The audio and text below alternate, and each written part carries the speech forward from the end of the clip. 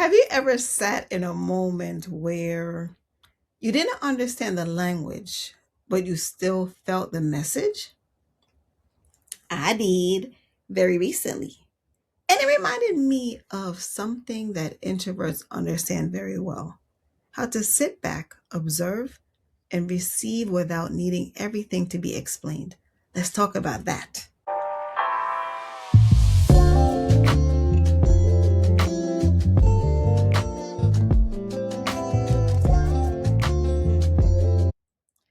Welcome to Antonia's Blissful Corner. I am Antonia, and this is your quiet space for reflection, growth, and peace. Something's been on my mind since Sunday's Super Bowl with Bad Bunny. The reactions to the halftime show, they have been off the chain. And I wanted to share my thoughts from a perspective that might be a little bit different.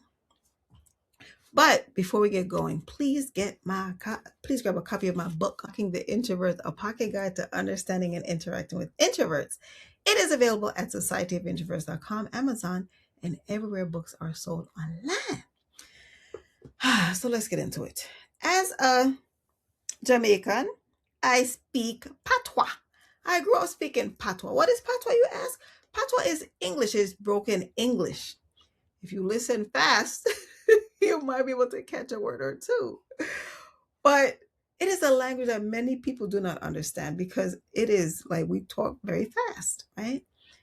And so, therefore, I know what it feels like to speak from the heart and watch someone's face go blank.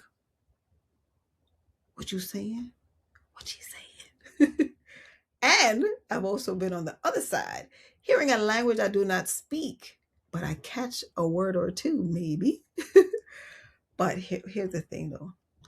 What I've learned over time is that you do not always need to understand every single word to receive the message. I took Spanish. I took Spanish in middle school. I took Spanish in high school, in college, and in middle school, I was even on the Spanish club. I went to Spain. Yes, I did. And guess what? I still do not speak Spanish, right? I can't hold a full conversation. I catch a word here, a phrase there, but fluency, no child. The answer is no. No, no habla español. And I'm okay with that because not every experience is about centering my understanding, right? Sometimes it's about witnessing it. So think about Bob Marley because that's what inspired me to do this message. Today I was thinking about how you can go in any corner of this earth and people know Bob Marley's song One Love. Other songs too, but One Love is one of it's kind of like that song that everyone it's like an anthem, right? Everyone knows it, right? And even people who do not understand English, they know the words, right? Because you hear it you hear it enough that you basically start to sing it, just like any other song, right? That song, it travels everywhere. Places where English, like I said, is not spoken at all. People sing it, they belt it out, one love. Right? They feel it, they connect to it. And then there's Andrea Bocelli, right? Singing in Italian. Most people listen, but they don't speak Italian, at least maybe not fluently. But the emotion, the power, the feeling, you still receive it. That's what authenticity does. It moves beyond language. Traveling is something so many people enjoy, whether it's within the 50 states or across international waters. People go for the experience, the food, the culture, the music. When we travel, we don't demand a translation for every moment. We lean into it. We don't have to understand Spanish to move our feet and throw our hips to salsa. We don't have to understand patois to skank our wine with waist to a reggae beat. We don't have to understand French to sit in a cafe in Paris and enjoy the music playing. I was about to have tea, but this is not the teacup that you will find in Paris. We don't have to understand Afrobeat's lyrics to nod our head and feel the rhythm. We don't have to understand Korean to enjoy K-pop and still feel the energy of the performance. We don't participate with feeling first. understanding sometimes may come a little bit later. Sometimes it may not even come at all, right? But it doesn't make the experience any less meaningful.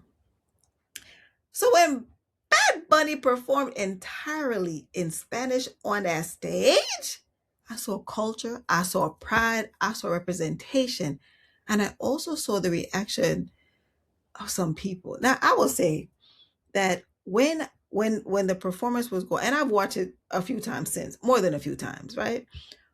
But I felt like it was a piece of Jamaica because there are so many things that I could relate to, right? Based on my culture, right? So it was wonderful. But even though I wasn't picking up every single solitary word, I mean, I was like, I didn't care, right? Because I was moving, I was dancing and just enjoying the thing and just enjoying being in Puerto Rico, Puerto Rico, from the comfort of my living room. It was a wonderful experience. But some people, boy, oh boy. I mean, and the thing is, it's like it just keeps popping up in my YouTube feed.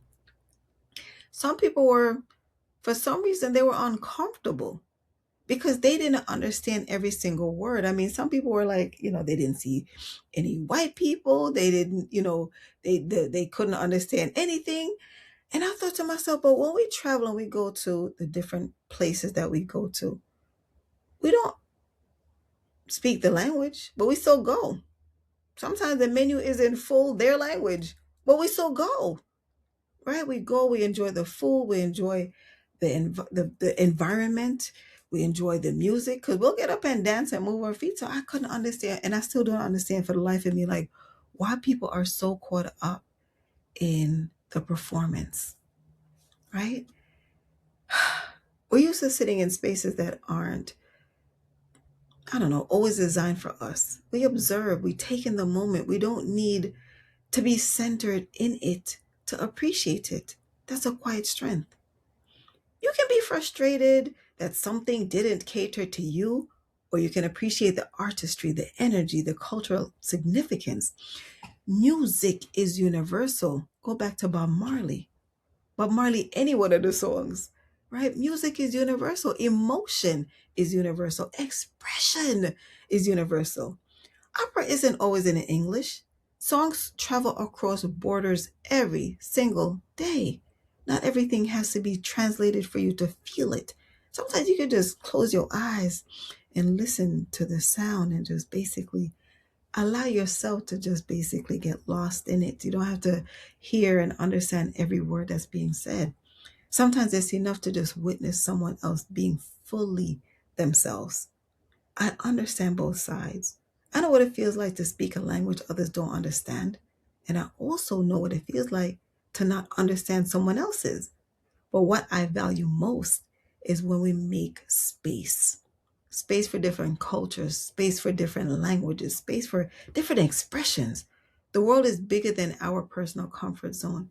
And that's not something to resist, that's something to appreciate.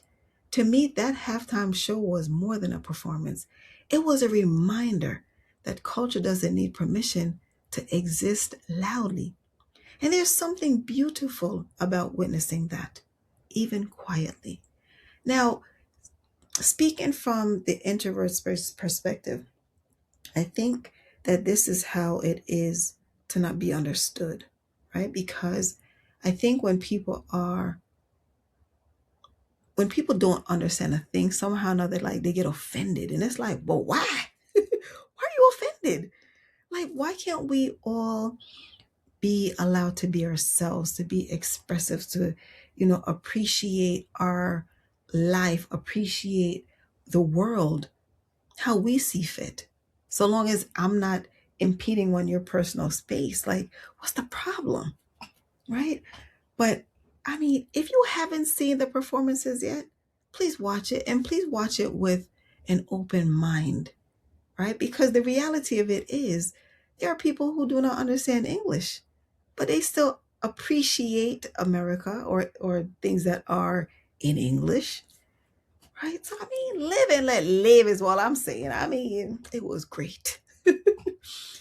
But the thing is, right, it was the same as last year's show when Kendrick performed. After the show, like, oh, people were saying, oh, it was trash, it was garbage. There weren't any white people, it was only black people. And what is he saying anyway? And all it did really was open the door so that people can understand Kendrick, right? Because then I feel like Kendrick grew, like way more fans worldwide, right? And I think that's what's going to happen with Big. That's what's going to happen for Bad Bunny, is that, like, we open the door, because sometimes we're so, you know, closed off. We're in our own little bubble, and we don't understand that there's a great big world out there, that we're of people that, have different language, different foods, different cultures. Like, we're only, some of us, some of them are only exposed or familiar with what they're exposed to, and it could be their square block. Nothing wrong with that, right? There's nothing wrong with that, but just understand that there's a whole world outside of your square block, where people look different, they sound different, they walk different, they talk different, they cook different, they dance different. But I mean, like, what's wrong with being different? That's all I'm saying. What's wrong with being different? Anyway, I'm curious to know, did you need to understand every word to enjoy it? Or were you able to take in the moment? Like, just allow yourself to experience what was going on in those 13 minutes. I think it was between 13 and 14 minutes. But were you able to just allow yourself to enjoy it? Or were you fussing about, can't understand what he's saying, so I can't appreciate the show? There was a whole wedding. There was a whole trip to New York City. I mean, they started off in the cane fields in Puerto Rico. I mean, it was wonderful. It truly was wonderful. And I'm grateful because I learned more about Bad Bunny, right? Like, so I wasn't, like a big old Bad Bunny fan before, but I am now, because I was able to basically see this and experience this. I'm going to be tuning in more. Anyway, please share your comments respectfully below, because I would love to hear your perspective. And before you go, please remember, grab your copy of Unlocking the Introvert, a pocket guide to understanding and interacting with introverts. It is available at societyofintroverts.com, Amazon, and everywhere books are sold online. Now, if you go to societyofintroverts.com, there's an introvert quiz. So if you are uncertain as to whether or not you're introverted, please go and take the quiz. And while you're there, please join my community. If my space, Antonia's Blissful Corner, feels like some place where you can breathe and where you'll be understood, please consider subscribing if you have not subscribed as yet, so that you do not miss my next episode. Please also remember that peace isn't a place, it is a choice. Stay blissful, and I will see you next time. Thank you very much.